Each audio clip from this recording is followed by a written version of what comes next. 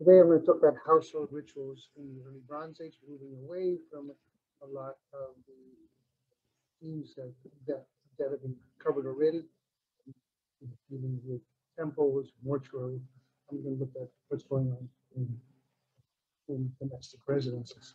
Now, one of the problems with trying to uncover rituals, ritual behavior, is that the ritual landscape is not a wholly physical one. We put up here the iceberg analogy, where you really only see the tip of the iceberg, but most of the iceberg is 90% of it is below the water.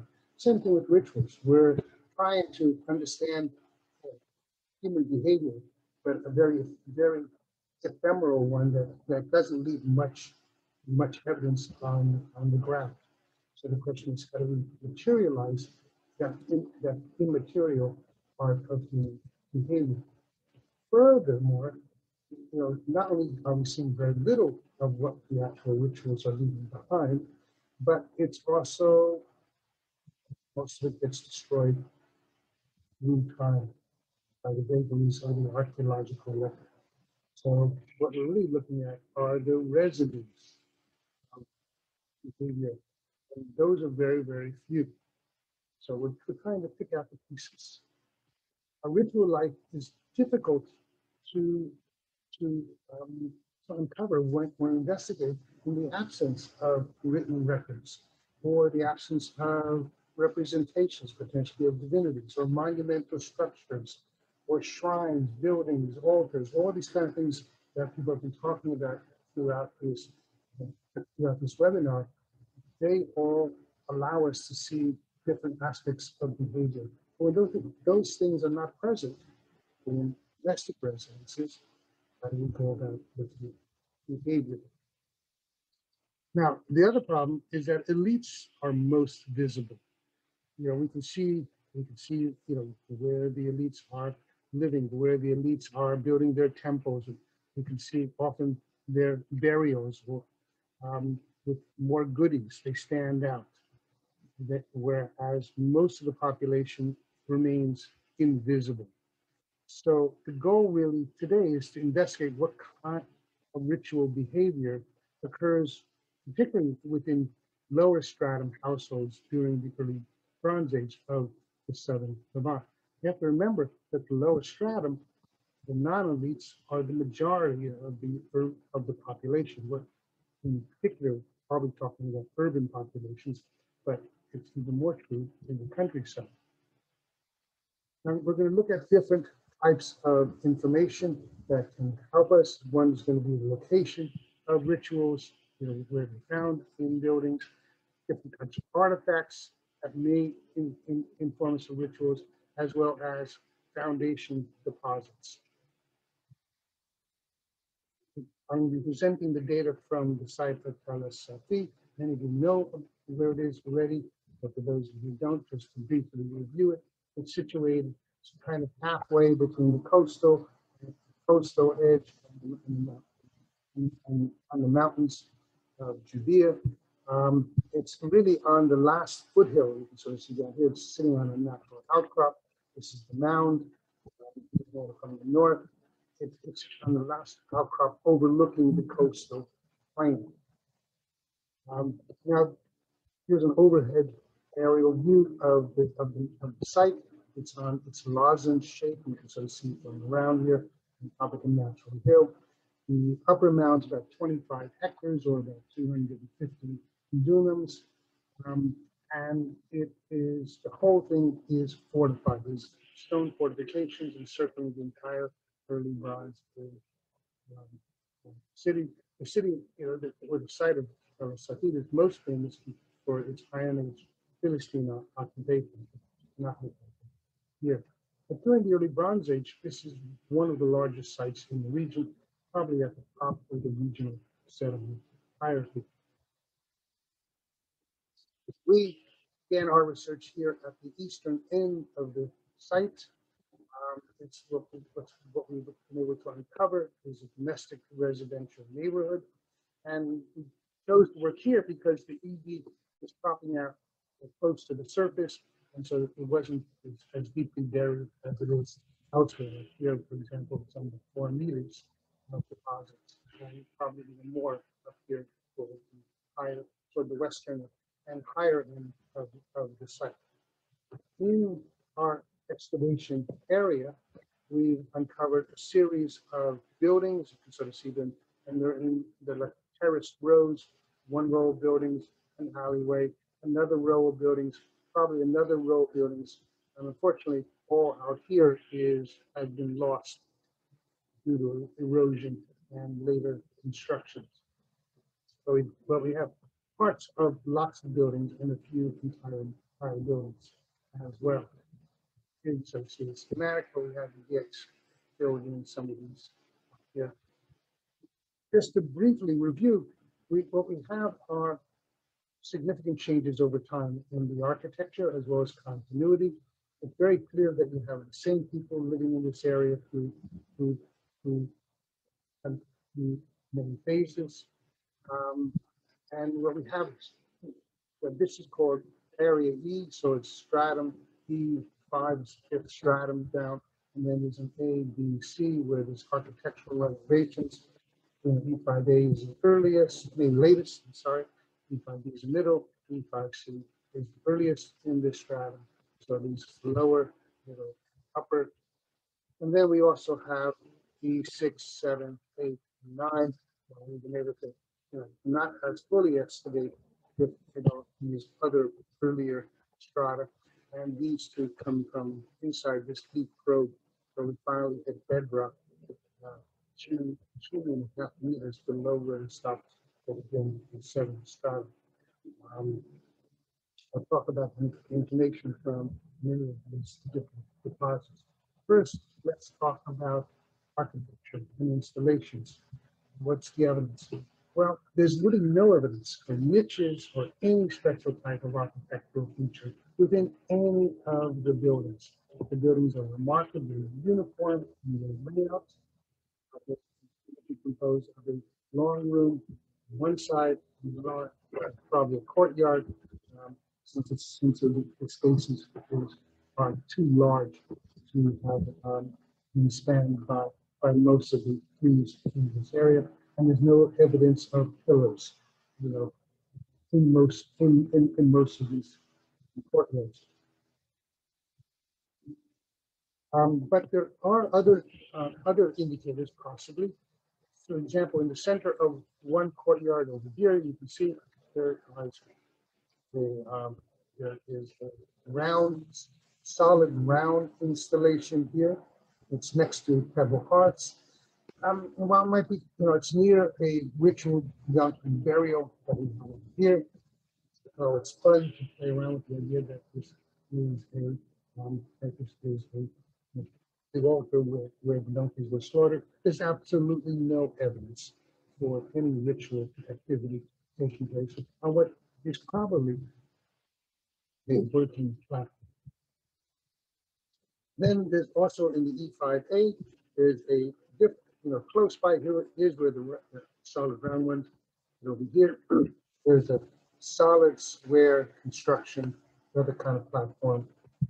It's near a granary. There's no indication of what was being done on the surface, except that there is a hint, and I'll talk about that shortly. Now let's look at figurines. And one problem with figurines, and you can sort of see the difficulties as elaborated by Yamir and Laura in their talk. How does one tell if they're votives, if they're idols, or are they simply toys? The only real way is going to be depositional context.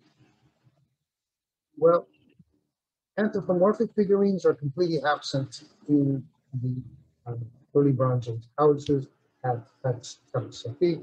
It either means they didn't worship an anthropomorphic figurine or the material didn't survive. They were made in some kind of non-perishable material, or they didn't, or as I said, they just didn't worship them in the homes. But we do find zoomorphic figurines. We find basically 3 types. Those are donkeys, those are sheep, probably sheep, and those that you just don't know what they're like 100 and 5. They have two donkey figurines. Here's just to give you a sense of what a complete one would look like. As far as a fragmentary, there's one, there's another. So see the same kind of jars on the side of the donkey here. These are interpreted representing straps around around the vessel. So we have two donkey figurines from this area in STRATIGRAPHY. But the problem is we don't have depositional context for them. One is found in a late Bronze Age pit over here. The other one is found down here on the, just at the edge of the excavation area on the surface. We assign these to UB based upon typological grounds, but they may have had some kind of ritual connotation in the sense that we find them elsewhere in burials and other kinds of contexts, but we don't have any evidence of that right now. But we have other animal figurines, and interestingly, the number of animal figurines changes through the phases. So, for example, in the earliest phase, we have two, then we have none in the E6, none in the E5C, only one in the E5B, and 6 in the E5A. Why there's so few in general? Why are they seem to increase dramatically? End of the occupation, just before the site is just before the site's abandoned, at the beginning of the RIAB. We don't.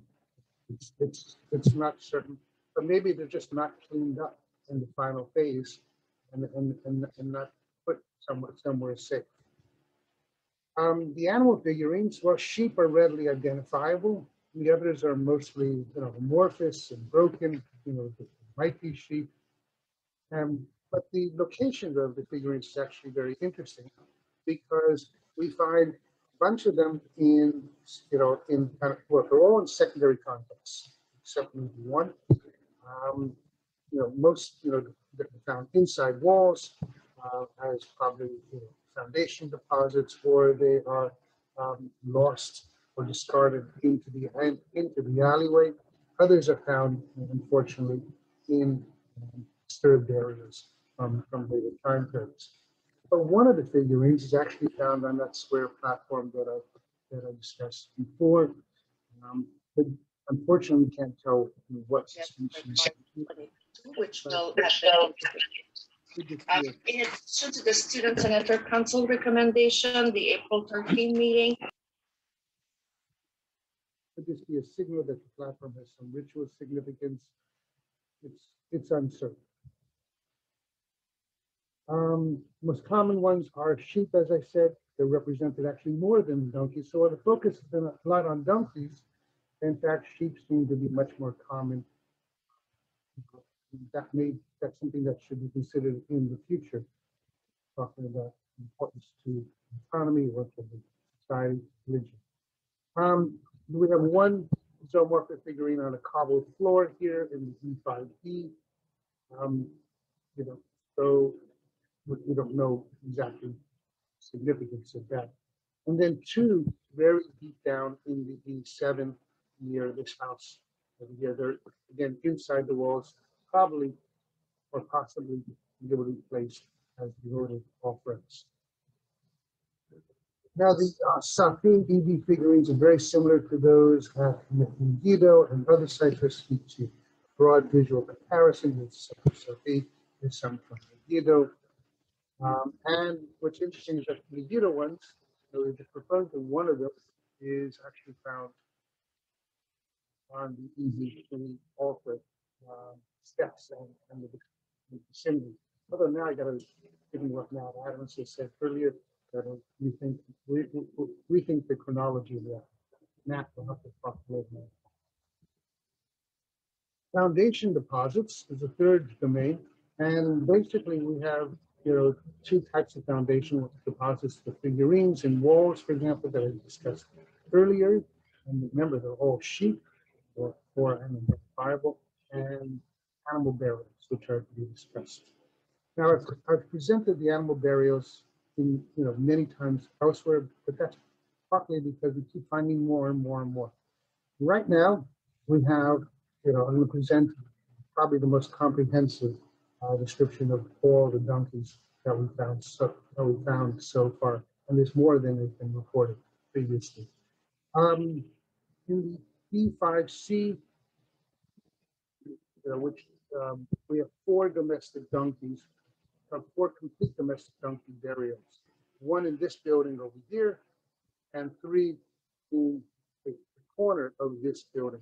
What's interesting is that the donkeys are all buried in courtyards beneath the floor, as the buildings are being, just before the buildings are being constructed.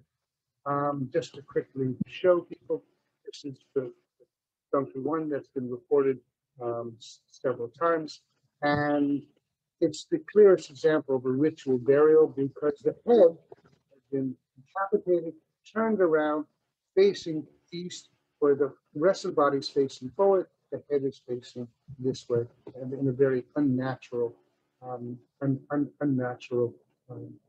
anatomical orientation. So the legs were probably bound and trussed, given how they're so tightly fitted into this very shallow pit. And this is a young adult, probably between 4 and 5 years of age, killed in the prime of life. It's a female. It's an expensive animal at the beginning of its reproductive years, and they've chosen to sacrifice it and bury it in a shallow pit just before the houses are being built in this neighborhood. Across the alleyway, there is what I call the House of Ashes. We have 3 complete burials of donkeys here. Remember, we only have exposed part of this structure. If we were able to push back this wall, which is about 4 meters tall, which is not feasible, we likely will find more. How many more? That's left for the next generation. But the basic point is that the donkey burial here is no longer an isolated occurrence. The entire neighborhood is being renewed at this point. We are sacrificing donkeys and burying them on both sides of the alley. But interestingly, not finding them, I should say, we're not finding them. Anyway, these are just close-ups, and you can see each of the donkey skeletons. As you can see, the complete skeletons. It's not just like ghosts here; they're actually there. And 2 of my collaborators, Greenfield and Richardson, as well. These 3 donkeys here, they're also all buried beneath the E5C courtyard in the same building. And legs are also tightly brought together. We're not so sure if they're bound and trussed. I should have said that there on the text. But the heads of all the donkeys, both sides of the alley, are facing east toward the rising sun. They're all females. They're all either old subadults or young adults, basically killed in the time of their life. One of them, has a butchering mark on the neck or cervical vertebra. So, having found so many donkeys, we decided recently that it's time to go back and review all the fauna from the earlier excavations. And lo and behold, we found evidence for a number of other donkey burials. Some are part burials, part skeletons, and some are full skeletons. And they are in the later phases of the E5 stratum, A and B phases. So in E5B, we have an infant donkey burial over here in a pit, buried below a hearth or cooking installation. This one is an infant, not an newborn, so it's not a fetus that has passed away. This is an infant, probably a month or so old. We can't determine the sex, but no canines are present. But the teeth are milk teeth are beginning to erupt in it. A second donkey, not a full skeleton though, was found here in a small pit in this courtyard above where the other three donkeys were found. There's a cranium and parts and a few other anatomical elements. It's also that of a young adult female, again, with, based upon the absence of payments. Then we start looking at the E5A material, which is the last deposit before the site's abandoned at the end of the E3. And we found two more donkey burials. One of them is over here in this building for the northern part of the building complex. And there, most of the skeleton has been found. Part of it's missing, but part of the deposit is also disturbed by late bronze and Iron Age activity in this area. Also buried in a shallow pit just below the third floor. There's a picture of it. In fact, it was incorrectly reported as being a big skeleton in STRATUM 1 volume. Now we can reassign it to another donkey area.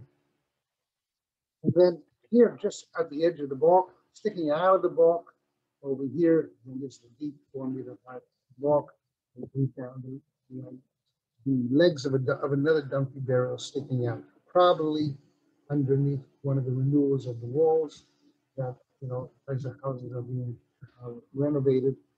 The legs are sticking out into the alleyway, but the torso is probably on the floor. This is going to be a job for the future generations of archaeologists to be able to excavate, tell us more about what's going on here to the west. So we have donkey burials now in all the E5 subphases. In the E5C, which is the earliest, we have 4. In the E5B, we have 2. And the E5A, which is the latest, we also have 2. So it's not just when you build the neighborhood to begin with. In each phase of renovation, they're also sacrificing donkeys. So in E5C, you can see a major renewal of the neighborhood and burial of several donkeys in the E5A and B. We're renovating the neighborhood. We see incomplete and complete burials taking place. Did they consume any of the donkeys before burial? For the most part, there's no evidence of butchering marks on the animals, no evidence of filleting or disarticulation. But there's one slice mark on the neck vertebra from one of the oxidasis donkeys, implying that it might be a slaughter mark. But they all are seen beneath the dirt floors in these houses. There's no evidence that these are from these are pits dug through the floor. What about the earlier phases? Well, we've excavated most floor deposits. E6, no donkeys. Excavated, no donkey burials. E7, the same thing, no donkey burials. E89, again, no donkey burials. But there's scattered donkey bones, so to see some of the distribution of donkey bones here mixed in with the other food debris, means that the probably eating donkeys. As you can see from other talks by pioneers, donkey burials are not an isolated occurrence. They're happening on other sites, and they're, but it's not always clear from the reports whether these are intentional burials in pits, below structures, or are, or are they just dumped in the pits. We need much more comprehensive reports coming up to be able to say that. So, 5 minutes. Why are these burials here? They're beloved. Are they beloved pets? Totems are they're apotropaic, that are offerings to avert evil influences of bad luck in the houses, and therefore divine protection, blessing, or all of these, may be suitable explanation. But we know that from later periods, from the Middle Bronze Age, we have documents from Mari and Ugarit that donkeys are slaughtered to seal oaths, agreements, and the like. So it's not so unusual that these are considered special animals.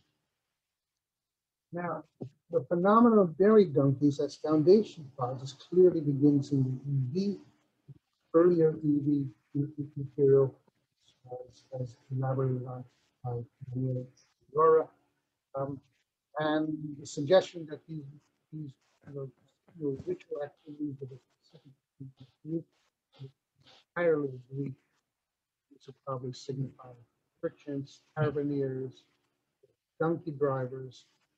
It's clearly an important animal for the people living in this part of STRATIGRAPHY. So, why so many donkey burials in this neighborhood? Well, you have to remember, donkeys really become important with their domestication in the Chalcolithic, and then by the EV, they're spreading across the Near East. At the same time, we're seeing the development of the wagon, and both of these new technologies, because you think of donkeys as a technology, allow for a dramatic increase in the scale of movement of goods and people across the landscape. And we can see that even at es-Safi, with all these different exotic materials, appearing, in a lower stratum neighborhood, you would think you would find unexceptional houses that extend the site. Clearly, these donkeys are more than treasured pets. They're buried with ceremony. Treasure pet might not be buried with a ceremony. If it wasn't a treasure pet, it definitely wouldn't be buried with a ceremony. Carefully, interred, intentionally, in pits, in shallow pits, the same kind of shallow pits below roads. So, does this signal the appearance of a new class of merchants, donkey drivers? Does it signify the cult of beasts of burden? As suggested by Manitoba and Horace? Yes, I think they got it right. Donkey burials, I think also are signals for the presence of merchants or carbineers in a site. Carbineers, donkey drivers, muleteers